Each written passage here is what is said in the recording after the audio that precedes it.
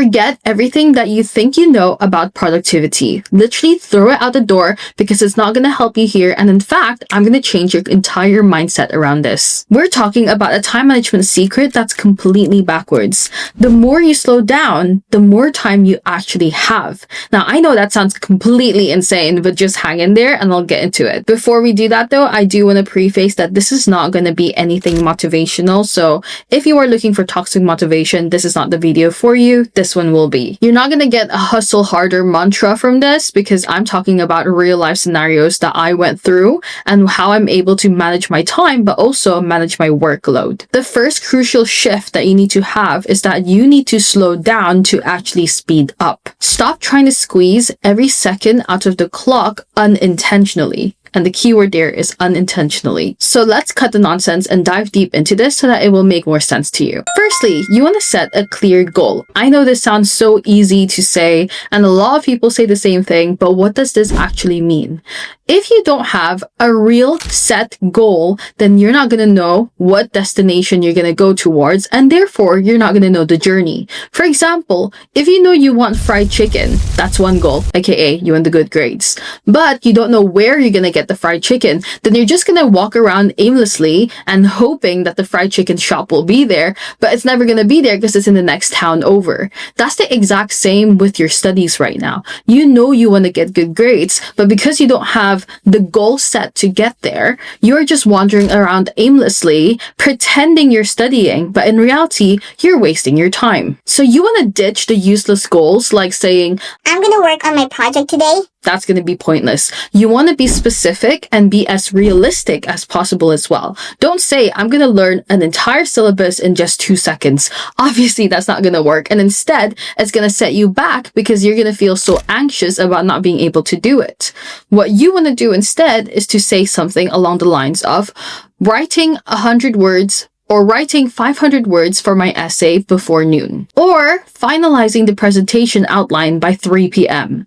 In this way, you give yourself some dopamine hit because you feel like you've done something, so you feel like you're winning. And secondly, it also breaks the goals down in order to have a very specific, tangible thing about it so that you can actually track the progress of your goal itself. Once you have that, it makes it a lot easier for you to break it down into smaller actions. For example, with the essay before, you can write down the outline first. Afterwards, you're gonna write down the draft. And once that's done, you can then revise it. So there's an actionable step each part of the way so that you actually know where you're going and what road or path you're taking to get to your goal. And this focus action was the one that changed everything for me. When I didn't figure this out yet, I was literally all over the place, and it meant that I was juggling a lot of plates, but they were all falling apart. But by doing this, I started to see a lot more of what is going on in my day-to-day life, and therefore I can fit my studying around my entire life. For example, if I have a social or an event that evening with the society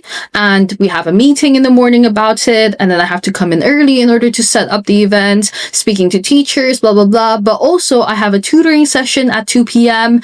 and also I still have to make content for my TikTok. And then I also have an exam tomorrow. Then how I'm going to plan that is to literally schedule my study sessions in between every single one of them. It takes me half an hour to go from home to uni. I'll study in that half an hour. I'll study again in the half hour back. I study during lunch break while I'm eating my food. I'll study during lessons when I know the topic already. Sometimes the content is pretty obvious and therefore I don't need to kind of sit there and listen through it, which means I can study for other subjects during my lecture time. And therefore I save a lot of time already. But all of this is done by saying I'm going to finish one past paper by 2 p.m. I know that at 2 p.m. I have my tutoring session. So between that time, whatever free time I have, I'll be working on my past paper. This honestly makes it a lot less overwhelming for me, so give it a go. Now I'm gonna give you a hard truth. Rushing is what's screwing you over. You think faster equals getting more work done, but it's not the case. You don't end up having 6 packs just from doing 100 squats within 5 seconds.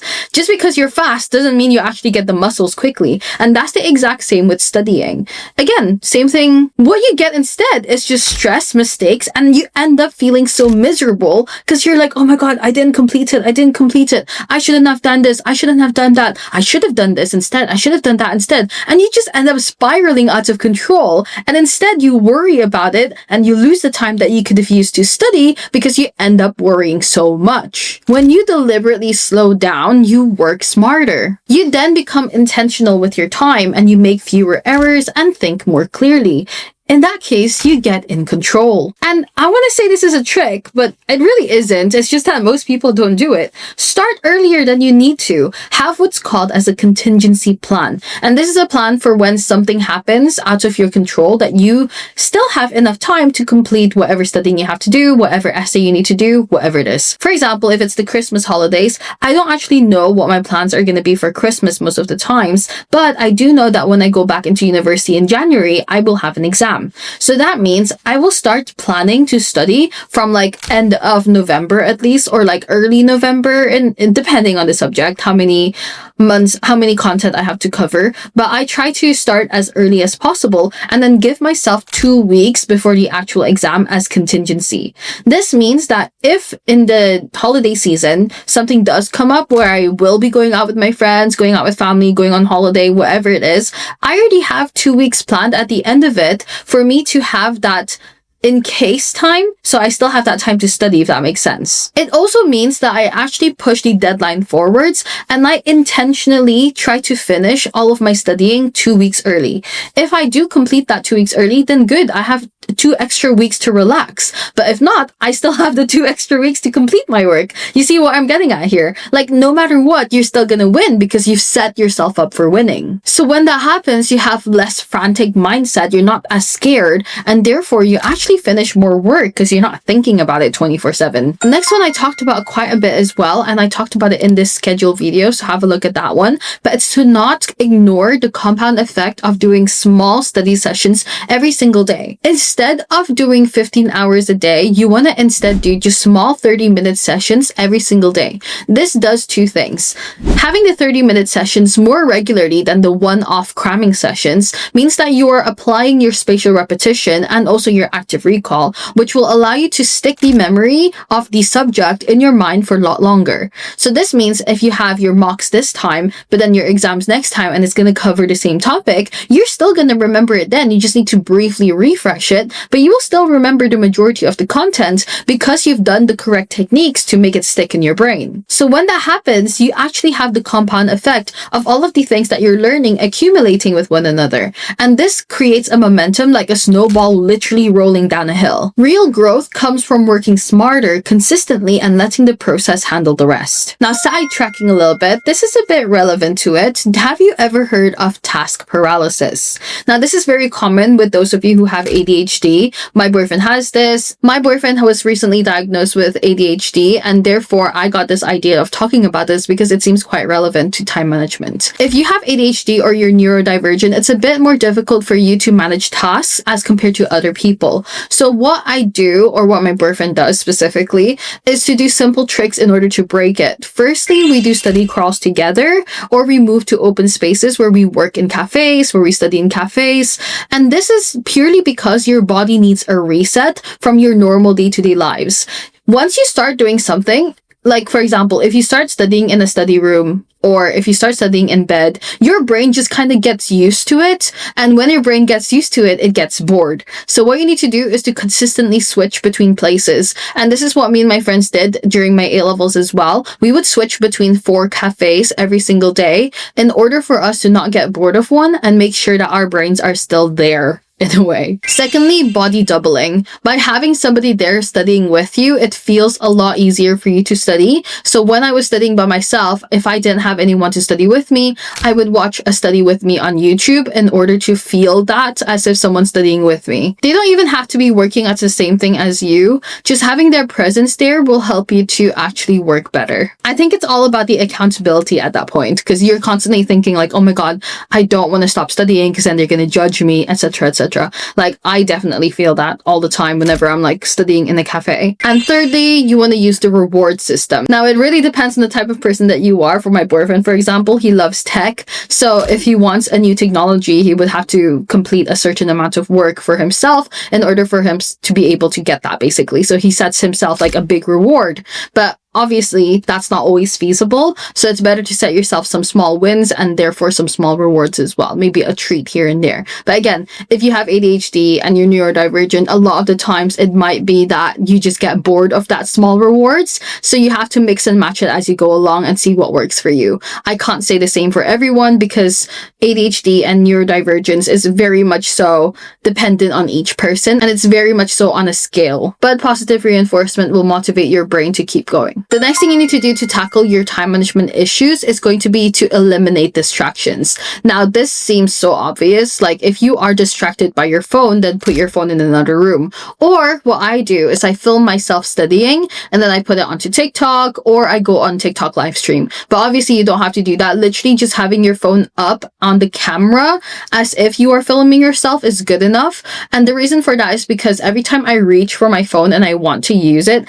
I see myself doing it. And because I see myself doing it, I get like shocked and I stop doing it. So the practical trick is to not fight them, but instead to manage them. You can even have like a focus session set on your phone, which blocks off the other apps that you're not allowed to use. So for me, I have work, which will turn off all notifications that are from social media. And also when I do go on social media, it automatically puts it on a timer for me so that I'm not on social media for like 5 hours, for example, doom scrolling. And if you don't want to use that, you can also negotiate with yourself on this. So tell yourself, okay, I'm going to watch TikTok for 5 minutes, but then after that, I have to do a 20-minute study session, something like that. Now, one last trick that I want to tell you is to delegate wherever possible. But I study alone. How do I delegate it to someone? Delegating here means lightening your mental load by using tools and systems. Firstly, delegating to an app. Instead of trying to force your brain to have every single information out there, why not use a task manager like Notion, Todoist, Motion,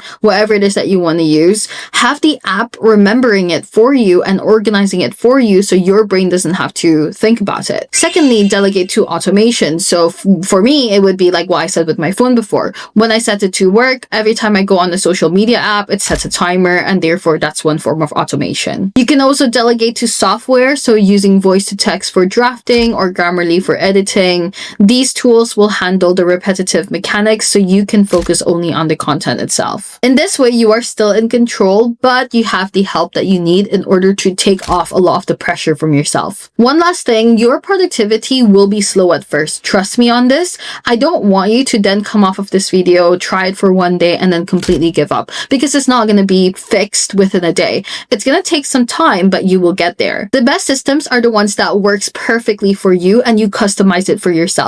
Yes, all of the things that I've done here are based on my experience and therefore have worked for me, but not every single thing I say here right now may have worked for you as well. Try it out and see if they work. If they don't, revise and adjust accordingly. So maybe instead of you using like live streams on TikTok, you can instead use, I don't know, throwing your phone into the bin or something like that to make it more productive for yourself and not be distracted by it. So always try and adjust things here and there to see if it works for you. So here's the key takeaways that we've said so far. Firstly, you want to slow down to speed up, start early, break big goals down, be consistent with the small efforts, break paralysis with movement and dopamine, manage distractions, delegate the boring stuff to your tools, and you want to drop the toxic hustle culture. Time management is about using your attention wisely, not overdoing it, because then you will have no attention span whatsoever. You have the time that you need in order to complete your tasks, so don't worry, slow down, you will get there. So if you like that video, don't forget to share it with your friends, and if you are done with the rush of life, then make sure to give me a like as well, and subscribe to my channel if you haven't yet. Tell me below what small thing you're gonna slow down and do in order to get more done. See you, bye! See you in the next video, bye!